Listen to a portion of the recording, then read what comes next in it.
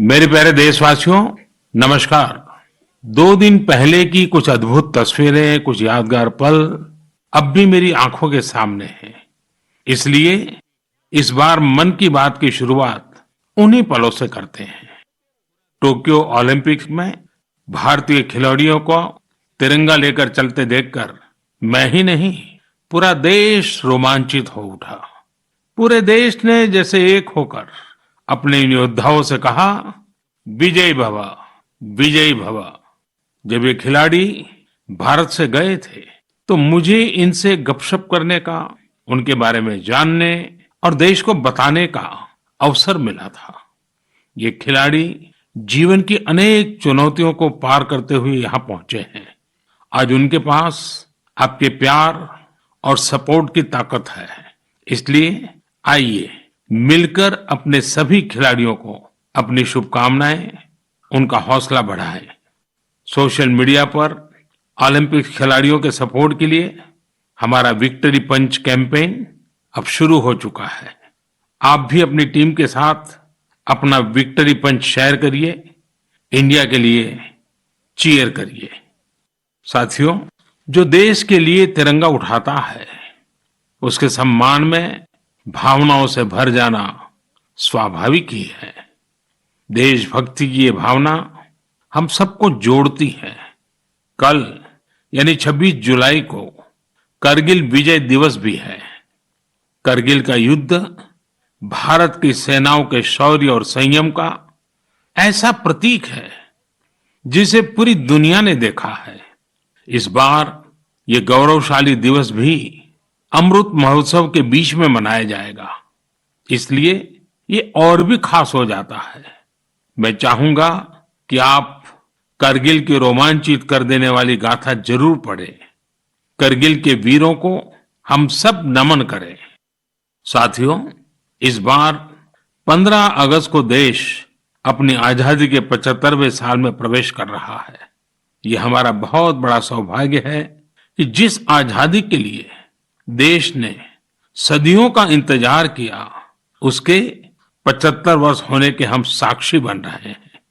आपको याद होगा, आजादी के 75 साल मनाने के लिए 12 मार्च को बापू के साबरमती आश्रम से अमृत महोत्सव की शुरुआत हुई थी।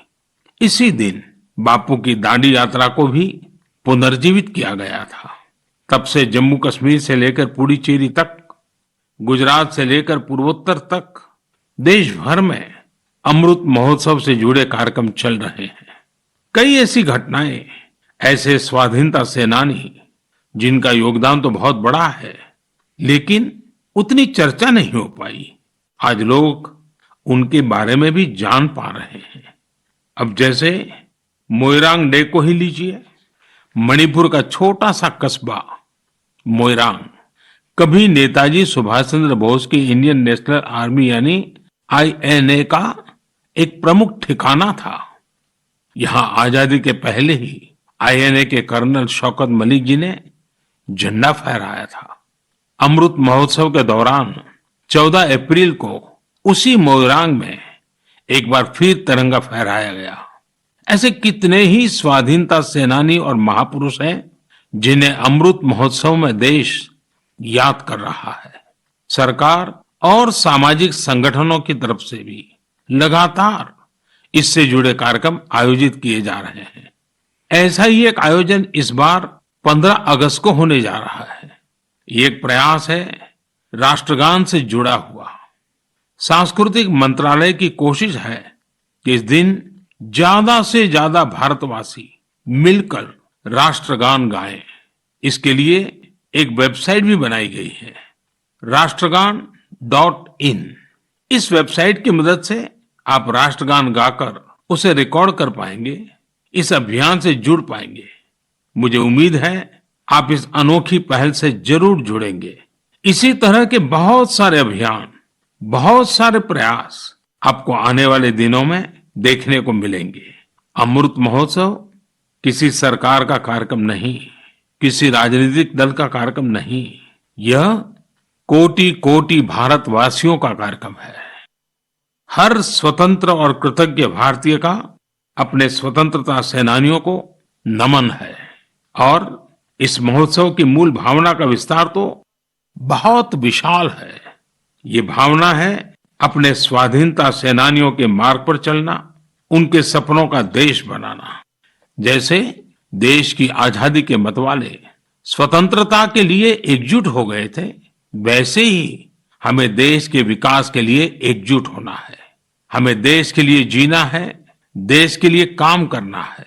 और इसमें छोटे छोटे प्रयास भी बड़े नतीजे ला देते हैं।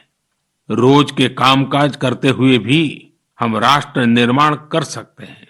जैसे वोकल फॉर लोकल, हमारे देश के स्थानीय उद्यमियों, आर्टिस्टों, शिल्पकारों, बुनकरों को सपोर्ट करना हमारे सहज स्वभाव में होना चाहिए। 7 अगस्त को आने वाला नेशनल हैंडलूम डे एक ऐसा अवसर है जब हम प्रयास पूर्वक भी ये काम कर सकते हैं। नेशनल हैंडलूम डे के साथ बहुत ऐतिहासिक पृष्ठभूमि जुड़ी हुई है। इसी दिन 1905 में स्वदेशी आंदोलन की शुरुआत हुई थी। साथियों, हमारे देश के ग्रामीण और आदिवासी इलाकों में हैंडलूम कमाई का बहुत बड़ा साधन है। ये ऐसा क्षेत्र है जिससे लाखों महिलाएं, लाखों बुनकर, लाखों शिल्पी जुड़े हुए हैं। आपके छोटे छोटे प्रयास बुनकरों में एक नई उम्मीद जगाएंगे। आप स्वयं कुछ न कुछ खरीदें और अपनी बात दूसरों को भी बताएं। और जब हम आजादी के 75 साल मना रहे हैं, तब तो इतना करना हमारी जिम्मेवारी बनती ही है भाइयों। आपने देखा होगा, साल 2014 के बाद से ही मन की बात में हम अक्सर खादी की बात करते हैं। ये आपका ही प्रयास है कि आज देश में खादी की बिक्री कई गुना बढ़ गई है। क्या कोई सोच सकता था कि खादी के किसी स्टोर से एक दिन में 1 करोड़ रुपए से अधिक की बिक्री हो सकती है? लेकिन आपने ये भी कर दिखाया है। आप जब भी कहीं पर खादी का कुछ खरीदते हैं तो इसका लाभ हमारे गरीब बुनकर भाइयों बहनों को ही होता है। इसलिए खादी खरीदना एक तरह से जन सेवा भी है, देश सेवा भी है। मेरा आपसे आग्रह है कि आप सभी मेरे प्यारे भाइयों बहनों, ग्रामीण इलाकों में बन रहे हैंडलूम प्रोडक्ट्स जरूर खरीदें और उसे #माय माय प्राइड के साथ शेयर करें। साथियों, बात जब आजादी के आंदोलन और खादी की हो तो पूज्य बापू का स्मरण होना स्वाभाविक है। जैसे बापू के नेतृत्व में भारत छोड़ो आंदोलन चला था, वैसे ही आज हर देशवासी को भारत जोड़ो आंदोलन का नेतृत्व करना है। यह हमारा कर्तव्य है कि हम अपना काम ऐसे करें जो विविधताओं से हमारे भारत को जोड़ने में मददगार हो। तो आइए हम अमृत महोत्सव को ये अमृत संकल्प लें कि देश ही हमारी सबसे बड़ी आस्था, सबसे बड़ी प्राथमिकता बना रहेगा। नेशन फर्स्ट, ऑलवेज फर्स्ट के मंत्र के साथ ही हमें आगे बढ़ना है। मेरे प्यारे देशवासियों, आज मैं मन की बात सुन रहे मेरे युवा साथियों का विशेष आभार व्यक्त करना चाहता हूं। अभी कुछ दिन पहले ही माय गॉव की ओर से मन की बात के श्रोताओं को लेकर एक स्टडी की गई थी। इस स्टडी में ये देखा गया कि मन की बात के लिए संदेश और सुझाव भेजने वालों में प्रमुखतः कौन लोग हैं। स्टडी के बाद ये जानकारी सामने आई कि संदेश और सुझाव भेजने वालों में से करीब करीब 75% लोग 35 वर्ष की आयु से कम के होते हैं। यानी भारत की युवा शक्ति के सुझाव मन की बात को दिशा दे रहे हैं। मैं इसे बहुत अच्छे संकेत के रूप में देखता हूं। मन की बात एक ऐसा माध्यम है जहां सकारात्मकता है, संवेदनशीलता है। मन की बात में हम पॉजिटिव बातें करते हैं। इसका कैरेक्टर कलेक्टिव है। सकारात्मक विचारों और सुझावों के लिए भारत के युवाओं की ये सक्रियता मुझे आनंदित करती है। मुझे इस बात की भी खुशी है कि मन की बात के माध्यम से मुझे युवाओं के मन को भी जानने का अवसर मिलता है। साथियों, आप लोगों से मिले सुझाव ही मन की बात की असली ताकत है। आपके सुझाव ही मन की बात के माध्यम से भारत की विविधता को प्रकट करते हैं, भारतवासियों के सेवा और त्याग की खुशबू को चारों दिशाओं में फैलाते हैं, हमारे मेहनतकश युवाओं के इनोवेशन से सबको प्रेरित करते हैं। मन की बात में आप कई तरह के आइडियाज भेजते हैं, हम सभी पर तो चर्चा नहीं कर पाते, लेकिन उनमें से बहुत से आइडियाज को मैं संबंधित विभागों को जरूर भेजता हूं ताकि उन पर आगे काम किया जा सके। साथियों, मैं आपको साई प्रणीत जी के प्रयासों के बारे में बताना चाहता हूं। साई प्रणीत जी एक सॉफ्टवेयर इंजीनियर है, आंध्र प्रदेश के रहने वाले हैं। पिछले वर्ष उन्होंने देखा कि उनके यहाँ मौसम की मार की वजह से किसानों को काफी नुकसान उठाना पड़ा था। मौसम विज्ञान में उनकी दिलचस्पी बरसों से थी, इसलिए उन्होंने अपनी दिलचस्पी और अपने टैलेंट को किसानों की भलाई के लिए इस्तेमाल करने का फैसला किया। अब वे अलग अलग डेटा सोर्सेज से वेदर डेटा खरीदते हैं, उसका विश्लेषण करते हैं और स्थानीय भाषा में अलग अलग माध्यमों से किसानों के पास जरूरी जानकारी पहुंचाते हैं। वेदर अपडेट्स के अलावा प्रणीत जी अलग अलग क्लाइमेट कंडीशंस में लोगों को क्या करना चाहिए गाइडेंस भी देते हैं। खासकर बाढ़ से बचने के लिए या फिर तूफान या बिजली गिरने पर कैसे बचा जाए, इस बारे में भी वो लोगों को बताते हैं। साथियों, एक और इस नौजवान सॉफ्टवेयर इंजीनियर का यह प्रयास दिल को छूने वाला है, तो दूसरी ओर हमारे एक साथी के द्वारा किया जा रहा टेक्नोलॉजी का उपयोग भी आपको अचंभित कर देगा। ये साथी हैं ओडिशा के संबलपुर जिले के एक गांव में रहने वाले श्रीमान इसाक मुंडा जी। इसाक जी कभी एक दिहाड़ी मजदूर के रूप में काम करते थे, लेकिन अब वे एक इंटरनेट सेंसेशन बन गए हैं। अपने YouTube चैनल से वो काफी रुपये कमा रहे हैं। वे अपने वीडियोज में स्थानीय व्यंजन, पारंपरिक खाना बनाने के तरीके, अपने गांव, अपनी लाइफस्टाइल, परिवार और खान पान की आदतों को प्रमुखता से दिखाते हैं। एक यूट्यूबर के रूप में उनकी यात्रा मार्च 2020 में शुरू हुई थी, जब उन्होंने ओडिशा के मशहूर स्थानीय व्यंजन पखाल से जुड़ा एक वीडियो पोस्ट किया था। तब से वे सैकड़ों वीडियो पोस्ट कर चुके हैं। उनका यह प्रयास कई कारणों से सबसे अलग है, खासकर इसलिए कि इससे शहरों में रहने वाले लोगों को वो जीवन शैली देखने का अवसर मिलता है जिसके बारे में वे बहुत कुछ नहीं जानते।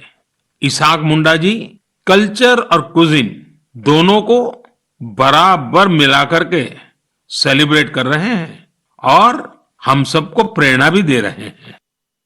साथियों, जब हम टेक्नोलॉजी की चर्चा कर रहे हैं तो मैं एक और इंटरेस्टिंग विषय की चर्चा करना चाहता हूं। आपने हाल फिलहाल में पढ़ा होगा, देखा होगा कि IIT मद्रास के एलुमनी द्वारा स्थापित एक स्टार्टअप ने एक 3D प्रिंटेड हाउस बनाया है।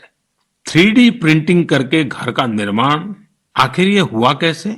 दरअसल इस स्टार्टअप ने सबसे पहले 3D प्रिंटर में एक 3 डायमेंशनल डिजाइन को फीड किया और फिर एक विशेष प्रकार के कंक्रीट के माध्यम से लेयर बाय लेयर एक 3D स्ट्रक्चर फैब्रिकेट कर दिया। आपको यह जानकर खुशी होगी कि देश भर में इस प्रकार के कई प्रयोग हो रहे हैं। एक समय था जब छोटे छोटे कंस्ट्रक्शन के काम में भी वर्षों लग जाते थे, लेकिन आज टेक्नोलॉजी की वजह से भारत में स्थिति बदल रही है। कुछ समय पहले हमने दुनिया भर की ऐसी इनोवेटिव कंपनीज को आमंत्रित करने के लिए एक global housing technology challenge launch किया था। ये देश में अपनी तरह का, अलग तरह का अनोखा प्रयास है, इसलिए हमने इन्हें लाइट हाउस प्रोजेक्ट्स का नाम दिया। फिलहाल देश में 6 अलग अलग जगहों पर लाइट हाउस प्रोजेक्ट्स पर तेजी से काम चल रहा है। इन लाइट हाउस प्रोजेक्ट्स में मॉडर्न टेक्नोलॉजी और इनोवेटिव तौर तरीकों का इस्तेमाल किया जाता है। इससे कंस्ट्रक्शन का टाइम कम हो जाता है, साथ ही जो घर बनते हैं वो अधिक टिकाऊ, किफायती और आरामदायक होते हैं। मैंने हाल ही में ड्रोन्स के जरिए इन प्रोजेक्ट्स की समीक्षा भी की और कार्य की प्रगति को लाइव देखा। इंदौर के प्रोजेक्ट में ब्रिक और मोर्टार वॉल्स की जगह pre fabricated sandwich panel system का इस्तेमाल किया जा रहा है। राजकोट में लाइट हाउस फ्रेंच टेक्नोलॉजी से बनाए जा रहे हैं, जिनमें टनल के जरिए मोनोलिथिक कंक्रीट कंस्ट्रक्शन टेक्नोलॉजी का इस्तेमाल हो रहा है। इस टेक्नोलॉजी से बने घर आपदाओं का सामना करने में कहीं अधिक सक्षम होंगे। चेन्नई में अमेरिका और फिनलैंड की technologies precast concrete system का उपयोग किया जा रहा है। इससे मकान जल्दी भी बनेंगे और लागत भी कम आएगी। रांची में जर्मनी के 3D कंस्ट्रक्शन सिस्टम का प्रयोग करके घर बनाए जाएंगे। इसमें हर कमरे को अलग से बनाया जाएगा, फिर पूरे स्ट्रक्चर को उसी तरह जोड़ा जाएगा जैसे ब्लॉक टॉयज को जोड़ा जाता है। अगरतला में न्यूजीलैंड की टेक्नोलॉजी का उपयोग कर स्टील फ्रेम के साथ मकान बनाए जा रहे हैं जो बड़े भूकंप को झेल सकते हैं। वहीं लखनऊ में कनाडा की टेक्नोलॉजी का इस्तेमाल किया जा रहा है। इस पर प्लास्टर और पेंट की जरूरत नहीं होगी और तेजी से घर बनाने के लिए पहले से ही तैयार दीवारों का प्रयोग किया जाएगा। साथियों, आज देश में ये प्रयास हो रहा है कि ये प्रोजेक्ट इंक्यूबेशन सेंटर्स की तरह काम करे। इससे हमारे प्लानर्स, आर्किटेक्ट्स, इंजीनियर्स और स्टूडेंट्स नई टेक्नोलॉजी को जान सकेंगे और उसका एक्सपेरिमेंट भी कर पाएंगे। मैं इन बातों को खास तौर पर अपने युवाओं के लिए साझा कर रहा हूं ताकि हमारे युवा राष्ट्र हित में टेक्नोलॉजी के नए नए क्षेत्रों की ओर प्रोत्साहित हो सके। मेरे प्यारे देशवासियों, आपने अंग्रेजी की एक कहावत सुनी होगी, to learn is to grow, यानी सीखना ही आगे बढ़ना है। जब हम कुछ नया सीखते हैं तो हमारे लिए प्रगति के नए नए रास्ते खुद ब खुद खुल जाते हैं। जब भी कहीं लीक से हटकर कुछ नया करने का प्रयास हुआ है, मानवता के लिए नए द्वार खुले हैं, एक नए युग का आरंभ हुआ है। और आपने देखा होगा, जब कहीं कुछ नया होता है तो उसका परिणाम हर किसी को आश्चर्यचकित कर देता है। अब जैसे कि अगर मैं आपसे पूछूं कि वो कौन से राज्य हैं जिन्हें आप सेब, एप्पल के साथ जोड़ेंगे, तो जाहिर है कि आपके मन में सबसे पहले हिमाचल प्रदेश, जम्मू कश्मीर और उत्तराखंड का नाम आएगा। पर अगर मैं कहूं कि इस लिस्ट में आप मणिपुर को भी जोड़ दीजिए तो शायद आप आश्चर्य से भर जाएंगे।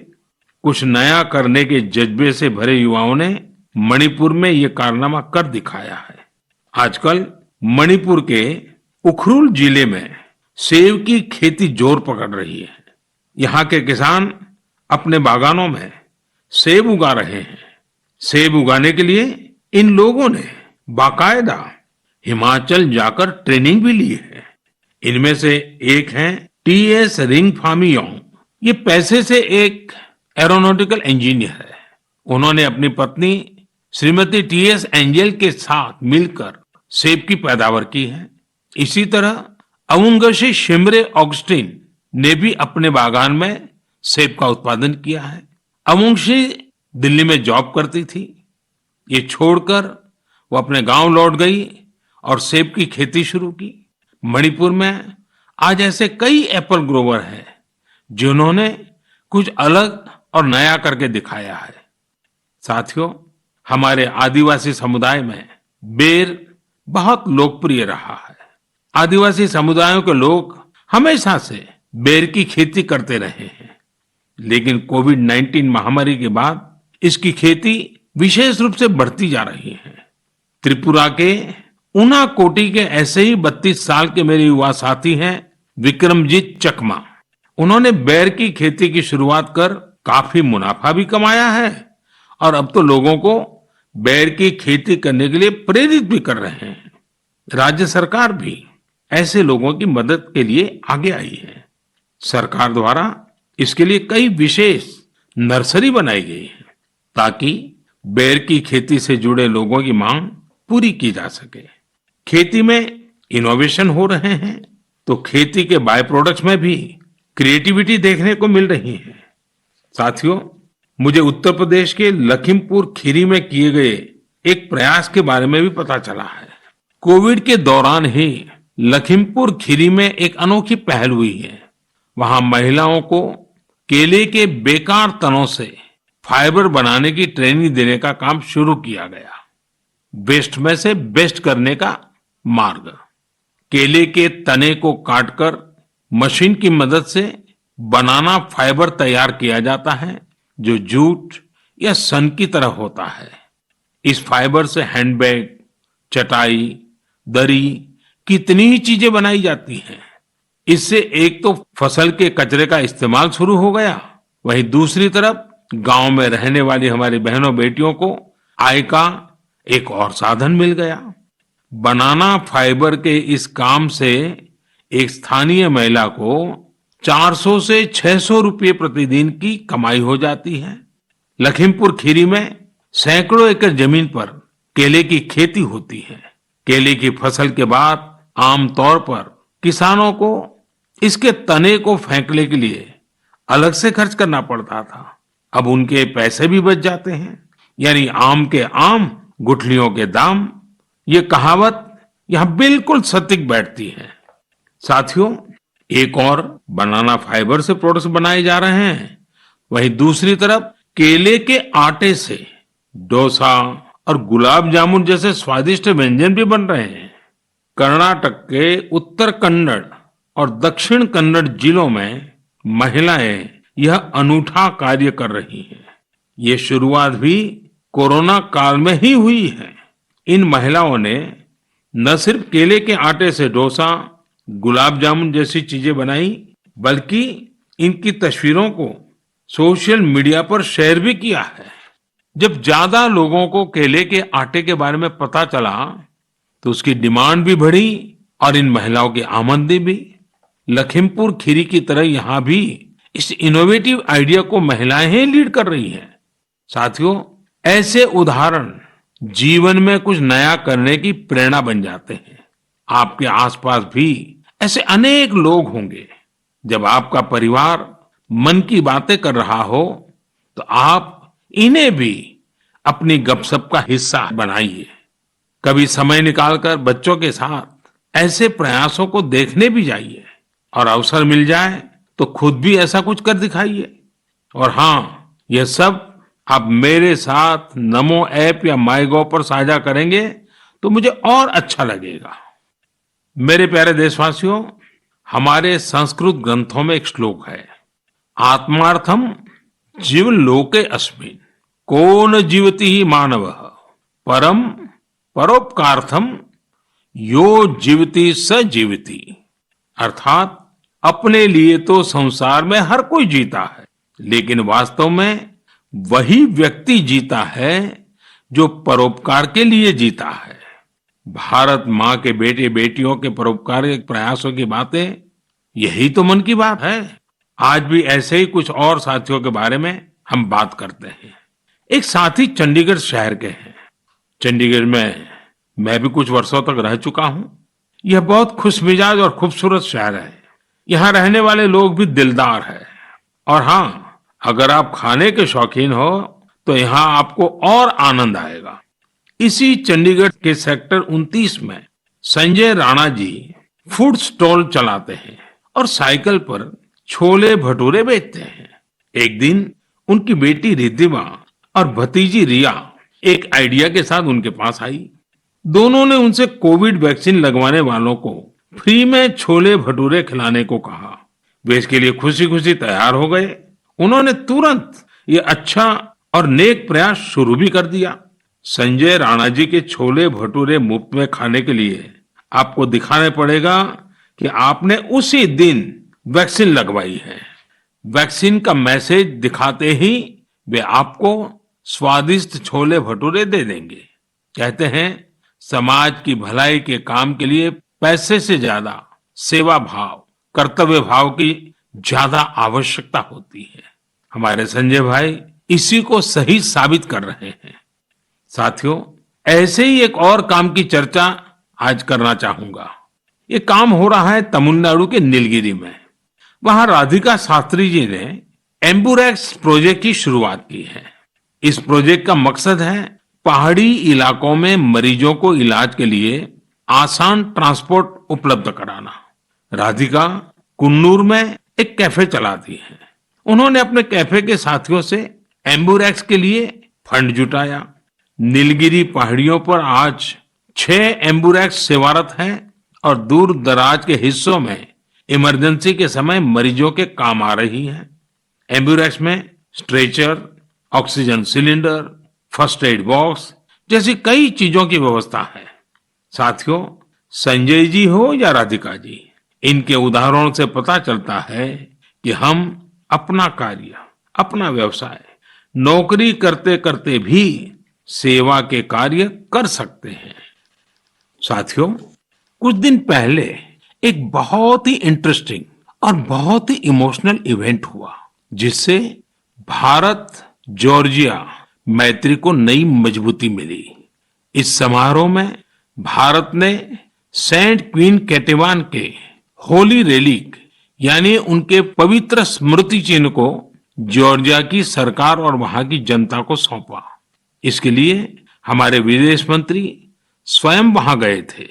बहुत ही भावुक माहौल में हुए इस समारोह में जॉर्जिया के राष्ट्रपति, प्रधानमंत्री, अनेक धर्मगुरु और बड़ी संख्या में जॉर्जिया के लोग उपस्थित थे।